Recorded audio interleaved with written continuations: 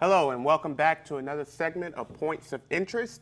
I am your host, Demetrius. And I'm Joey Traina. He forgot. It's been a while. No, I'm just kidding.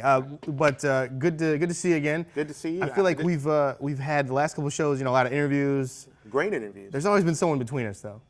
And I just got to say, I missed you, dude. And there'll probably be more people, between us because, I have very limited shows left. That's right. That's right. So I do want to tell grab my tissue box. Points of Interest audience that my last Wednesday will probably be March 28th or March the 21st, and I've enjoyed every bit of it.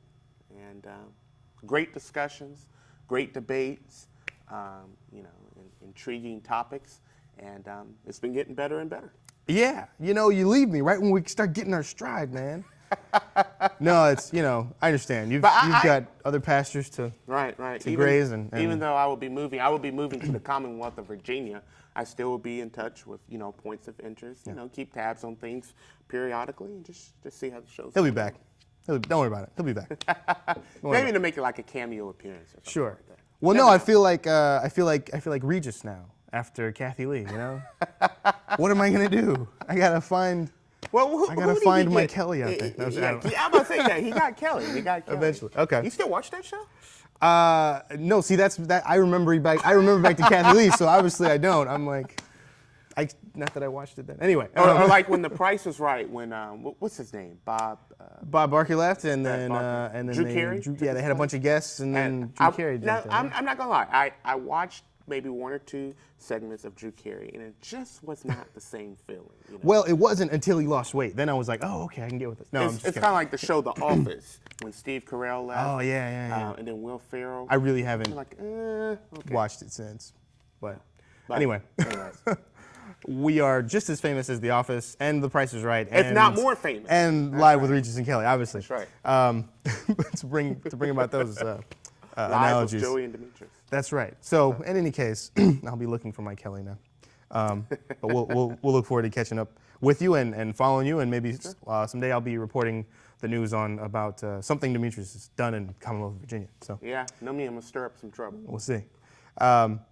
Like I said, we got a lot of things to catch up on. One of the more pressing issues in the news right now is actually we keep hearing about the incredible loss of life in Ohio, with the high school shooting. Sure, I believe the name of the high school was Chardon High School, and right now it's three lives were taken from that dreadful incident, and very tragic. I'm actually from Ohio, so this does hit home a little, from Dayton, Ohio. And I've never heard of Chardon, but of course, our hearts, our thoughts, and our prayers goes out to those victims' family. Just depressing. And now, there's apparently the young man will start to receive charges now. We did hear some encouraging reports about the response of the adults, of the teachers, of the coaches, right? And the district saying, they were prepared, and so it could have been much worse. The most interesting thing that strikes me is that I've been told that I'm not so sure the young man who did it had a motive. It was that he was choosing people randomly, and that's very, very scary, very, very troubling. And so I'm looking forward to see what the. But then also you hear about that there weren't enough signs earlier. Bless you, goodness gracious. I felt it coming. You can take Augusta allergies up there to Virginia with you if you want. That's fine. I'm sure it'll be more mild there anyway. Lucky guy. All right. Weather, yeah. But yeah, we're hearing that maybe he just seemed like he was just a loner, or just some quiet guy. Never really assumed anything at the school. But then you dig a little deeper and you see things that he published on Facebook or other things that were more troubling. I'm glad you brought up Facebook there for a second, because social media is a powerful thing, and it's an engaging thing. It's a way of expressing communication. Putting it all out there. Now, I don't know if you heard about this story, but we're talking about Facebook. There was a young girl who had a tattoo of her boyfriend's face. She had only been dating the individual for 3 weeks. Wow. And she got a tattoo of his face on her arm here, and she posted the picture on Facebook. He was unaware of it. And then she tagged him in and says, well, honey, what do you think of my new tattoo? How old was this person?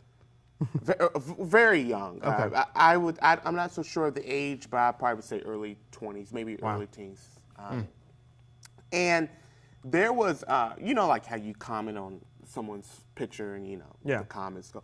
There was about 5 pages worth of comments of them going back and forth, and he was calling her crazy and naive and a lunatic. And come to find out that, during this conversation, he was kind of freaked out by her getting that tattoo, that he broke up with her over the Facebook thread. Right. Anyways, that picture went viral.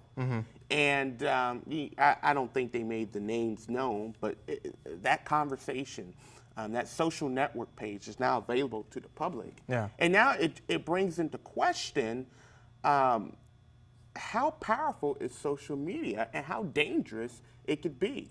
I mean, you look back at the Anthony Weiner case where, that Twitter picture went viral. It blew the lid on, Yeah, you look at, how companies sometimes when they do background checks, they look at your Facebook statuses. Sure. So social network, how it was created to be innocent, but now it's becoming dangerous. Well, in companies, that need ad information or need information to sell ads or need information to produce it, to make ads to target, certain audiences. This is a great thing I heard on NPR. Anybody can pay for that. It's a service that you can go in and just and find out who's looking at what, even beyond Facebook. Anything on the internet that you're looking at. So I mean, I don't know. I guess I don't know how naive I ever was, if I was naive about the internet, but I think I always had the understanding that, this is that my privacy is non-existent. Don't go on the internet thinking that anything is private. You know what I mean? Don't. And then it goes into question: is it really social media's fault? Because we put the information out there that we choose to. Right. No one's making you sign up for Facebook or Twitter or Tumblr or anything like that. And Facebook's not demanding that your status about every single thing that you do in your life has to be made known to the public. Right. But there are people out there, and it's very irritating, it's very dangerous, it's not safe, who put out their information about every single single act that they're doing within a 24-hour time span. Well, in one sense, it can be scary. In the other sense, I think it can be maybe, I don't know, I think when it comes to secrecy, one of my favorite quotes is from John F. Kennedy, who says, in a free and democratic society, secrecy is repugnant. And I mean, I don't know. I don't think that all secrecy is bad, obviously. No, but not at all. But I think there's a level of truth that you hit when there are no barriers. And when people don't feel as afraid to go out and say some things. I mean, you go on an article and you see the ugliness that people put on their comments and what have you. Sure. You wouldn't see that obviously in a more public forum, I guess, and even though those are public, you wouldn't see that at maybe a town hall or even maybe an email exchange between individuals. But for some reason, people put that stuff there, and sometimes it really gets to the heart of what they are thinking or their emotions, and there you can read into, okay, this is where this person's coming from, this is maybe why, and that's a level of truth that you wouldn't get. Somewhere else, over the phone maybe, even, So it's very interesting. And then, the other power of social media has been, expressed in the Occupy movements and in the Arab Springs and, in spontaneous movements. We call it trending now. But well, yeah, social media is very critical. It's especially in a political sense, it's more imperative. I mean, if you're not using social media, then you're kind of lagging. You're sort of behind the times, and people know that means such as Twitter, Facebook, and what's this new one, Pinterest, whatever it's called. It's ways of outreaching and ways of engaging compared to the older era. Okay. So to use social media is a good thing, but I believe that if you put too much out there and you expose yourself too much, then you become a vulnerable And the person. context a lot of times can be can get muddied. You know, if you put a picture out That's there and you true. mean one thing, you know, people might read into something else, or even a statement if you mean it in a sarcastic way, or you're trying to be humorous or whatever. It's not, you know, in black and white or on somebody's computer screen, they're the ones reading it. Right. You know, you're not reading it to them. Yeah. So that's Perception another. is reality. Yeah, yeah. So in any case, wow. So we touched on a couple things there. We're also going to try and catch up a little bit on some things that were talked about in the past couple weeks that we didn't get to talk. But I thought it was really interesting how religion really took over the political conversations. You know, Yeah. you know, at one point we were just talking about jobs, and we were just talking about the economy, you know, or we were talking about unemployment, or you know, things like that. And we still are. Those but- are still the main, still the main They should be dominant issues. They should be, but you know, just in combination with contraception and views on the Catholic Church, or views on the faith of candidates, you know, religion kind of took over the past couple weeks. Well, you know, in all fairness, I think every election cycle, there is an emphasis on a candidate's faith, much in particular in the year 2000. Especially if it isn't Protestant, right? Well, we've only had one Catholic president, to my knowledge, JFK, and you know, faith. You know, you do have freedom of religion, and a lot of our founding fathers were religious people, and. Well, maybe not in today's context, but you know. Well, you know, and there was very diverse. There's a spectrum of religion and faith has developed over time. But I mean, you have Rick Santorum, who's a Catholic. You have Newt Gingrich, also Catholic. Newt Gingrich, also Catholic. Mitt Romney, who's also a Mormon. And with the Mormon issue, and then with the Catholic issues, there always is going to be this subconscious stereotype, the subconscious stigma, and that's why I believe a lot of times religion is put in the front play. And then you look back previously, 2008, you know, Barack Obama and, you know, the issue of the Reverend Jeremiah Wright, where he said some very controversial things regarding the country. And then, you know, you had Barack Obama, who attended that church for 20 years, and who claimed that he was unaware of those issues, and that brought that into the limelight. And now, you know, you're talking about contraceptions, and you're talking about. Well, I think what made it converge over the past couple weeks is that policy and politics, you know, and religion were they all converged together. Right. I think maybe the difference with, you know, John F. Kennedy was, you know, people were wondering whether John F. Kennedy would serve as a Catholic or serve as president before, you know, Catholic. And then he did his speech to really, you know, clearly draw out there that he would be president of people of all different faiths, and all faiths are welcome into the process. Yeah. Right. And then for, you know, with Jeremiah Wright, you know, I think that didn't really impact too much, especially independents and you know, liberal progressives left the left the Democratic side, because it was an understanding that Jeremiah Wright wasn't impacting policy. It wasn't, or there wasn't politics. There weren't like laws being drafted over contraception or health care. No, or but the what have question you was because more of that faith. the question was more like, is Barack Obama's ideology the same as the Reverend Jeremiah Wright? Sure. And which I thought was a formidable question, because, you know, you had an individual who went to the church for 20 years. That's a substantial amount of time that he was under that leadership. Now, was Jeremiah actually I thought he was after somebody else I thought somebody else had been the minister, and then he came in and, you know, I'm not so everybody sure. going I don't together. have the But concrete in any ideas, case, but yeah. in any case,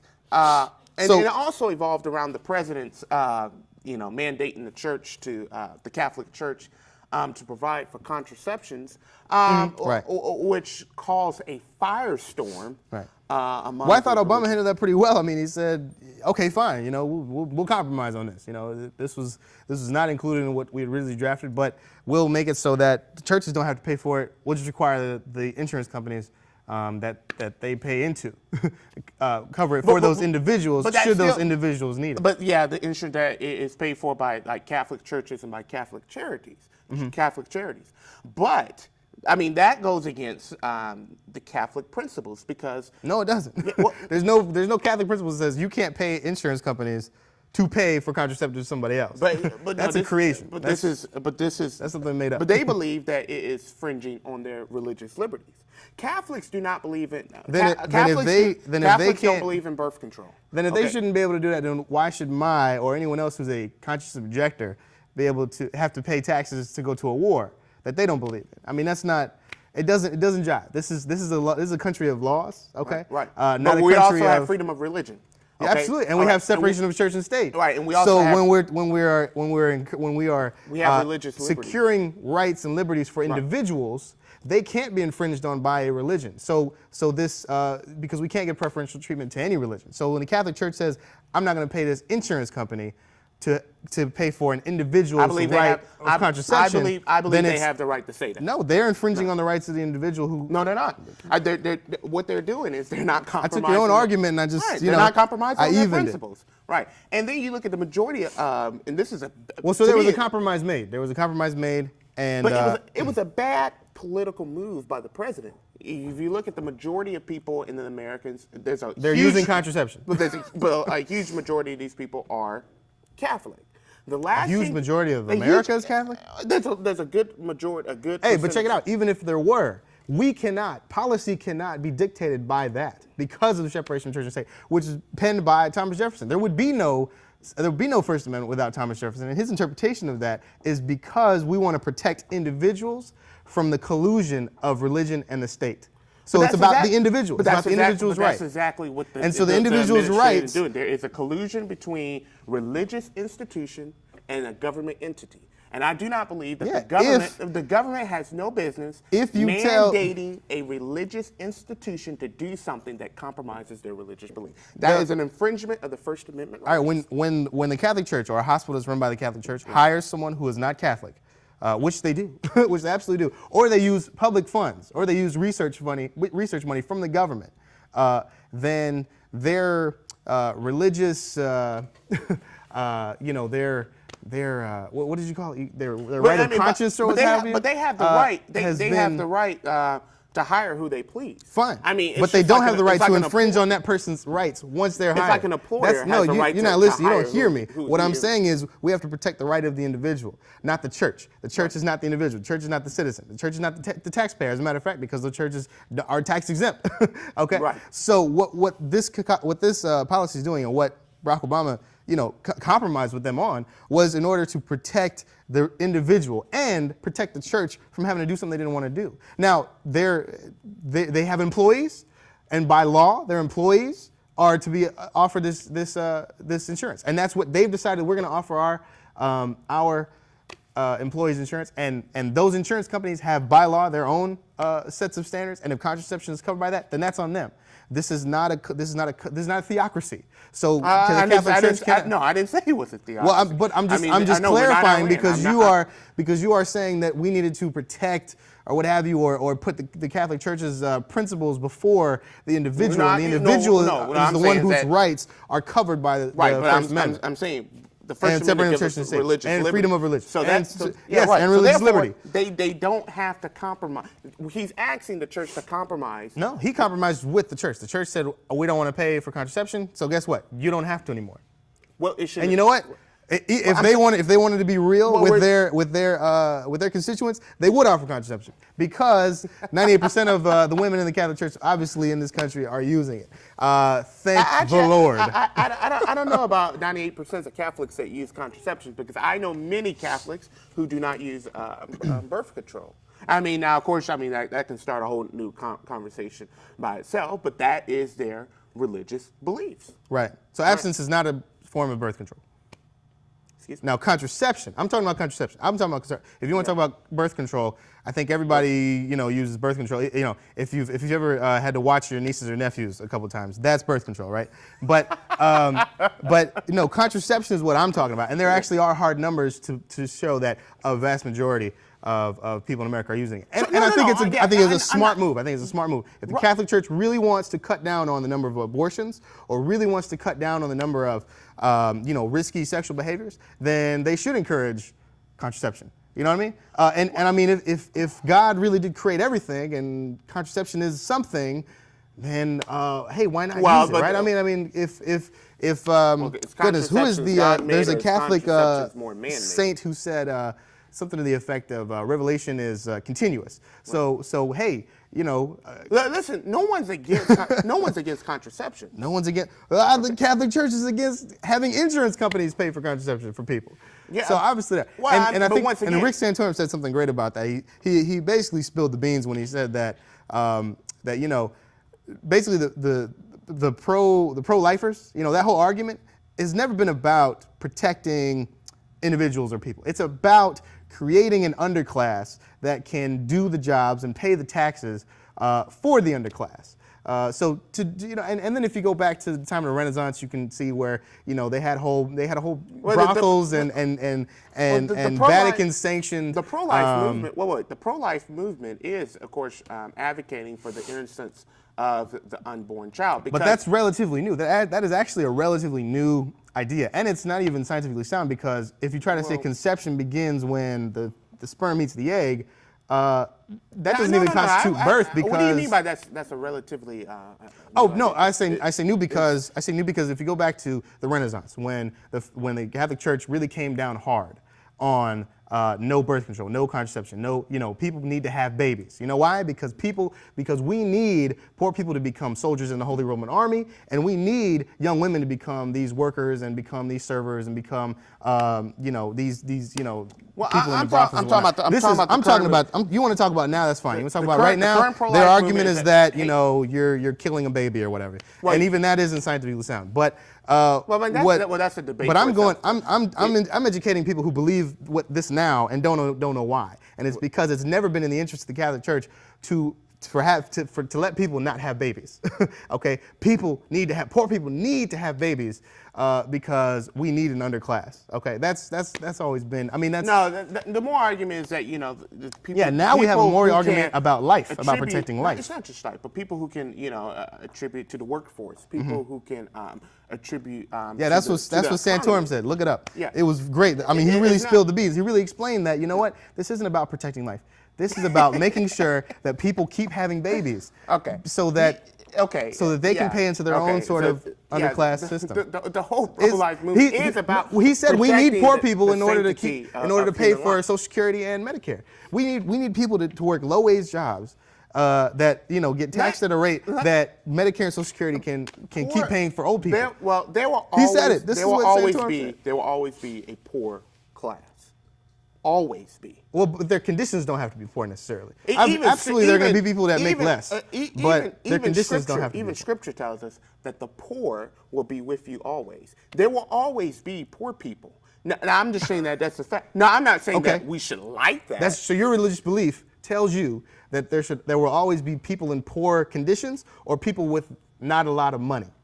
I want to make sure we get it right. Both. And not everybody in the world is going to be wealthy. So then why does the Catholic Church try to help poor people? I understand that. No. I'm not saying if they accept that there will always be people that live in poor conditions. I'm not saying that we should accept the status quo, but we have an obligation. You just said that your Scripture tells you the status quo is such. There will always be poor people, but that doesn't mean there will always be people with less. That's how I interpret that. There will always be people with less. There's going to be people with less. But I don't think from the same book that speaks of Jesus Christ and his and all of his actions and beliefs. And, if you read the red letter, But don't take my words out of context. I did not sit here and say, we should neglect the poor. I'm not saying it. But I'm asking you your interpretation of the word poor, because if people have less, I can understand. Yes, of course, there will always be people that have less, but that doesn't necessarily mean that people need to have sickness, need to die of hunger, need to die of mass disease. I'm not saying that. But when I'm saying poor, lack housing. There's going to be people who do not necessarily have the access to the economic means that mean. So why do you think that is? You think that is because a book says so, or you think because people will work to keep it that way? Because I see that as sort of a cop-out. I see that idea, because you can use any part of Scripture to turn it and say, well, this is the way things should be. People do it all the time. I want to make sure that what you're saying here is not a cop-out, in that, well, since there's always going to be poor people, we may as well not even worry about trying to help them. That's not what I said. I did not. Please clarify. Mention that. I should not. I'm saying there will always be, that section of people who, like you said, their living conditions are not going to be as great. Their health, their education, things of that are not going to be as up the standard as some people. And of course, people have obligations to reach out to them. And bring in to education. help That's a great those- point. Help those in need. I did not want to say, oh, by the way, we should disregard the poor. I mean, because if you do that, of course, you're violating, I believe, biblical principles, social principles, and things of that nature. So, Right. no. I'm not. I just want to make sure that- we're not putting in a system there that will always No, because secure that there are poor people or people that live in poor. As a Christian, I'm a huge advocate and component of compassion. Yes. And to reaching out to people. There's also liberation theology, which says, which speaks to poor people rising in station and stature, so that you're not born, live, and die poor. Absolutely, absolutely. I use and you can't do it yourself necessarily. You're gonna need correlations. I use one of my great role models, Star Parker, as an example. Born into poverty, born into the welfare state, had many abortions. And she was able to rise above her conditions, to rise above those poor economic conditions that she was living in. Right, because she was able to make choices about her life. Right. We have a free will. That enabled her to come out of that. Yeah. So I'm not advocating. But she also had some help. I mean, she can't say. I mean. Well, I'm not saying her by herself. Okay. You're right, Joey. But we all need help in some areas of our lives.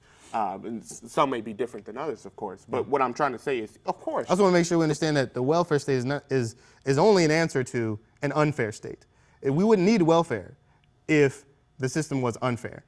If there wasn't already a system of status quo where people at the top thought it was thought they were obliged to the lives that they had, and didn't feel like they had to put as much or put a sizable amount back into the society so that it could improve and do better. I sort of agree with you there. Yeah. To whom much is given, much is required.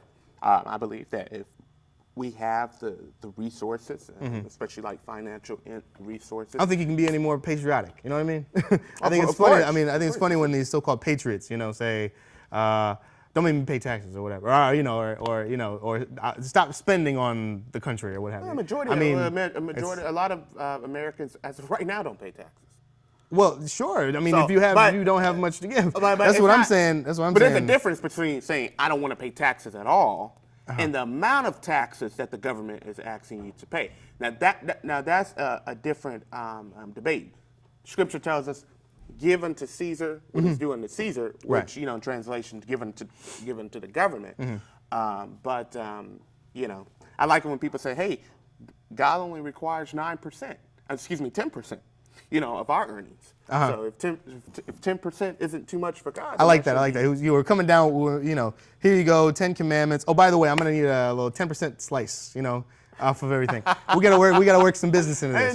10 George Carlin says this is a good thing. He's talking about God's almighty and stars in the heavens and the earth and all this, but just can't get it good with money. No good with money. I hate to say this, but I think we only got 1 minute left. Yeah, we burned up everything, man. Okay, so look, here's what I wanted to get into. We wanted to talk a little bit more about the Tea Center, which is going on here. Yeah. The city luckily decided not to throw in another couple $100,000 to the Marriott Tea Center to help to fix their ventilation. And then public transit. Look, if you have to use public transit, please email us. Please go on our Facebook. Tell us about your experiences. From what we've been hearing, Sure, that'd be interesting. From what we've been hearing, workers are not getting their overtime. The service hasn't necessarily increased over the past 6 months or so that management's been switched over to this mobility private company. And so now, Commissioner Lockett is banding together with others to investigate as to what is going on here. I mean, we switched this on the promise that we'd be saving money and improving efficiency, but they got their lights cut off at one of the stations downtown. I mean, it's not a good deal. But we also wanted to encourage people to go out and see Act of Valor. Yeah. The movie talks about the Navy SEALs and the Navy SEALs starring in themselves. And we're out of time. Yeah. So you guys check us out on Comcast Channel 4, 10:30s, Wednesdays and Fridays. And then we're at different times, throughout the weekend. You may turn us on and see us. Also on demand and on YouTube, Points of Interest TV. All right. All right. See you guys next time. See ya.